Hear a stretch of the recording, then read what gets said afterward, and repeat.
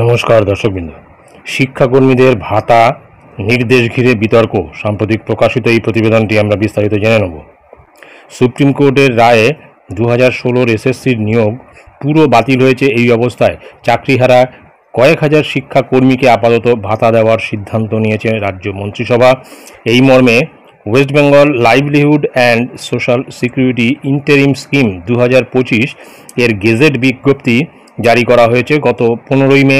তার ভিত্তিতে বিভিন্ন জেলার বিদ্যালয় পরিদর্শকরা স্কুলের প্রধান শিক্ষক শিক্ষিকা ও টিচার ইনচার্জদের নির্দেশ দিয়েছেন সংশ্লিষ্ট কর্মহীন গ্রুপ সি এবং গ্রুপ ডি কর্মীদের নাম সুপারিশের জন্য।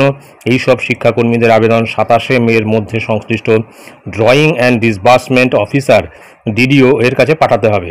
ডিআইদের জারি করা এই নির্দেশিকা নিয়েই রাজ্যের মাধ্যমিক এবং উচ্চ মাধ্যমিক স্কুলের প্রধান শিক্ষক শিক্ষিকারা নানা প্রশ্ন তুলেছেন।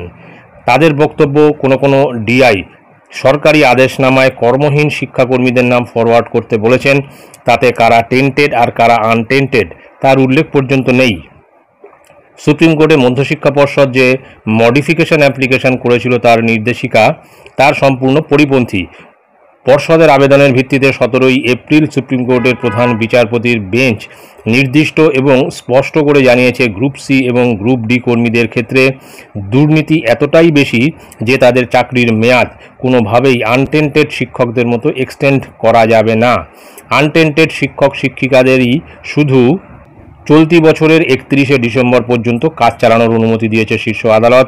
টেন্টেড শিক্ষাকর্মী সবার বেতনই সুপ্রিম নির্দেশ মেনে রাজ্য সরকার বন্ধ করেছে, তারা স্কুলেও যেতে পারছেন না।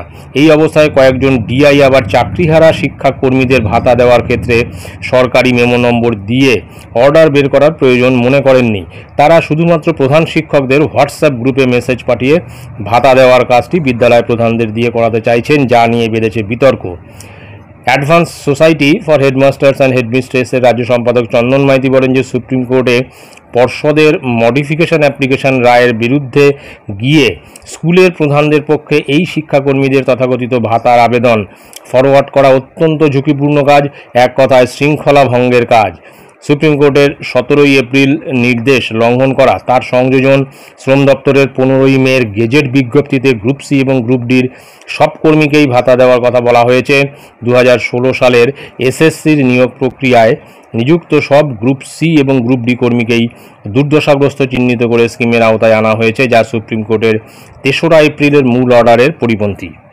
এখন বিষয়টা হচ্ছে যে সুপ্রিম কোর্ট থেকে যে অর্ডার জারি করা হয়েছিল তাতে সম্পূর্ণ বলা ছিল যে গ্রুপ সি এবং গ্রুপ ডি কর্মীরা কোনো রকম বা তাদের মেয়াদ এক্সটেন্ড করা হচ্ছে না এবং তাদের সম্পূর্ণ বেতন বন্ধ থাকবে। তা সত্ত্বেও কিন্তু স্কুলের কোনো স্কুলের প্রধান শিক্ষক বা শিক্ষিকা বা টিচার ইনচার্জ তারা কিন্তু অলরেডি এই সমস্ত বিষয়ে কাজকর্ম শুরু করে দিয়েছেন এবং গ্রুপ সি গ্রুপ ডি কর্মীদের যাতে ভাতা পায় তারা তার জন্য কিন্তু সমস্ত ফর্ম ফিল আপ করে জমাও দিয়ে দেওয়া হয়েছে বলে শোনা যাচ্ছে কোনো স্কুলের ক্ষেত্রে। তবে সেই সমস্ত স্কুলের প্রধান শিক্ষক বা শিক্ষিকা বা টিচার ইনচার্জ যারা রয়েছেন তারা কিন্তু সমূহ বিপদের মুখে পড়তে পারেন, এমনটাই কিন্তু এই প্রতিবেদনের মাধ্যমে পাওয়া গেল। তো যাই হোক, দেখা যাক পরবর্তী ক্ষেত্রে কি হয়। এটাই ছিল গুরুত্বপূর্ণ আপডেট যা আমি আপনাদের সঙ্গে শেয়ার করলাম। ধন্যবাদ।